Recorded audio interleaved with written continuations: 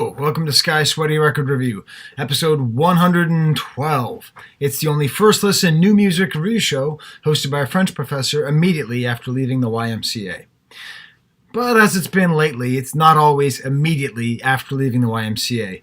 You see, I listened to this album, I was on the elliptical like I normally am, but then I got home and I had to shower, and I went and took my dad out to a lobster dinner for his birthday. It was a whole thing. So I'm back in my office and I'm recording my thoughts about the Mountain Goats and their new album, In League with Dragons, here with you on this nice Monday morning. So, it's called In League with Dragons, and I did watch Game of Thrones last night, but these things are not connected.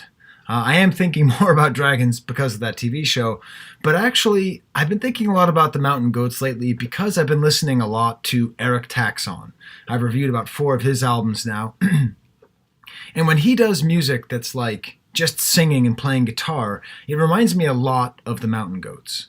Now, it reminds me of the Mountain Goats in 2 ways. One is it just sounds like it, right? Like when he makes music with guitar, and then his vocals have a very similar, vulnerable, nasally, very personal approach, right? Like you feel like he's in your ear playing. But more importantly, it's sort of like a spiritual connection. You see, I'm in my early 40s, and I listened to the Mountain Goats a ton when I was in my early 20s. So literally half of my entire life has passed by since I really listened a lot to the Mountain Goats. And what I realized is that probably the feeling that I got listening to Mountain Goats is similar to the feeling that people get right now listening to Eric Taxon. There's, like when I think back, like what was it that made the Mountain Goats so great for me? The main thing was just how prolific he was. Mountain Goats is just a guy. I don't even know his name. Again, I've listened to hundreds of hours of his music, and I don't know his name, and I'll tell you why that's important in a second.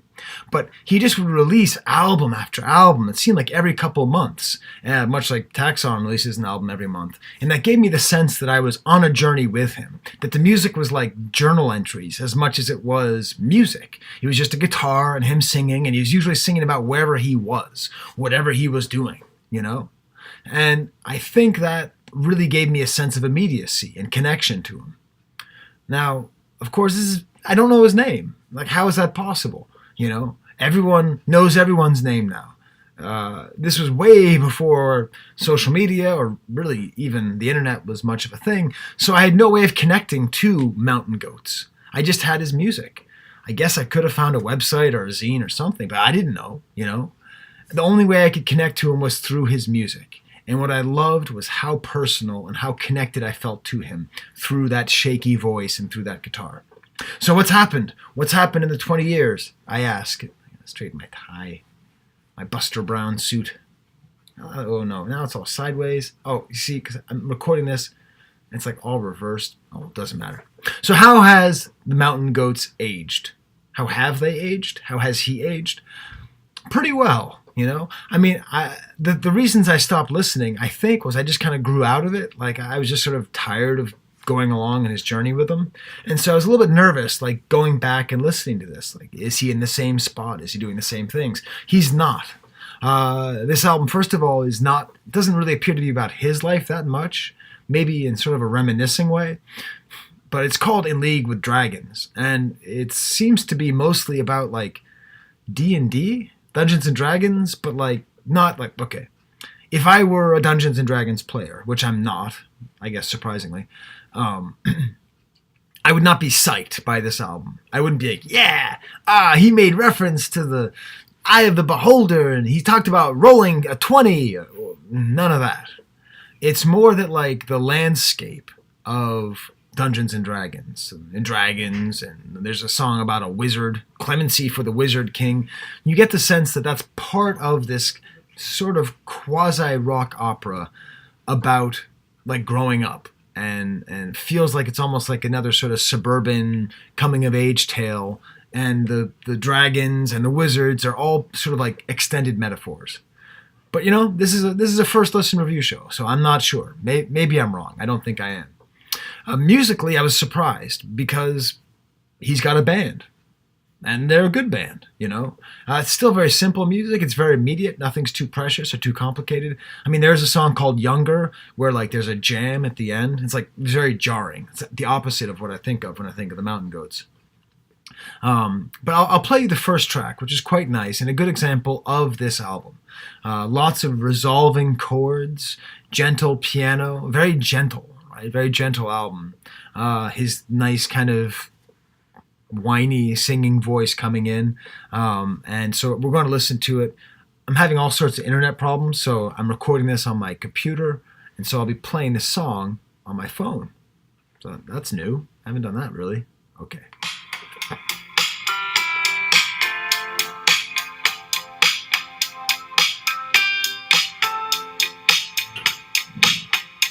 You know, simple music, not super complicated, but it's pretty crazy. You can even sort of nod your head at all to anything by the Mountain Goats.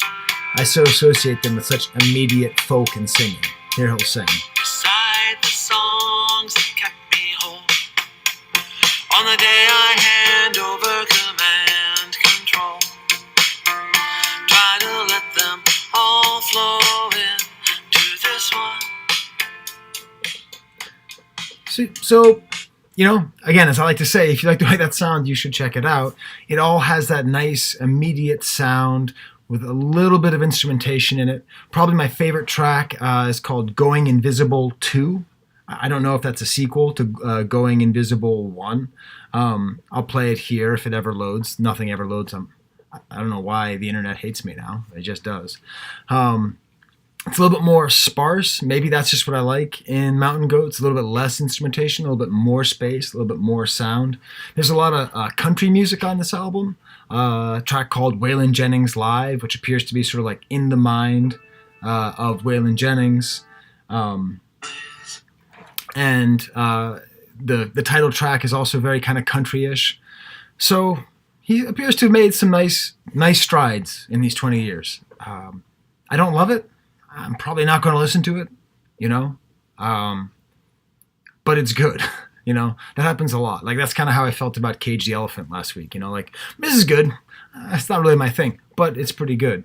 There is an interesting track called Doc Gooden, which is about a baseball pitcher, Dwight Gooden, who was like a superstar in the 80s, and then he did drugs and fell off, and then he threw a no-hitter in the 90s. So it's kind of a nice thematic about a pitcher and a comeback.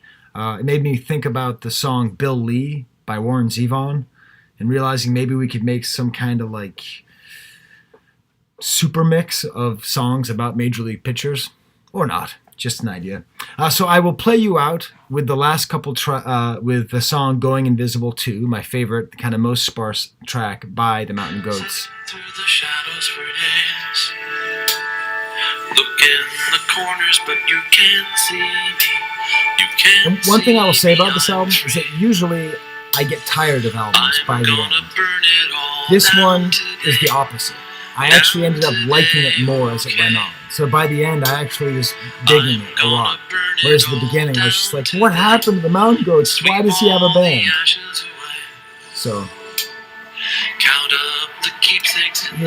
kind of like a nice, sparse track. Okay. So my 3-word review for this new Mountain Goats album. Still doing it. That's what I'd say. The Mountain Goats are still doing it, and I'm happy. Oh, hey, I can look up the guy's name now, because I could do this on the internet, so this will be exciting. You know, go to artist. All right, it's loading. I swear, my internet, it just hates me. No connection. Tap to refresh. It'll remain a mystery. If you know the guy's name, put it in the comments. Subscribe and like and all that other stuff. What do you think about videos in my office versus at the gym? Should I call it like French professor in a Buster Brown suit record review, or should I keep going to the gym? I don't care. I'm still going to go to the gym. All right. Until next time, I'm recording this with my computer. So there's the camera.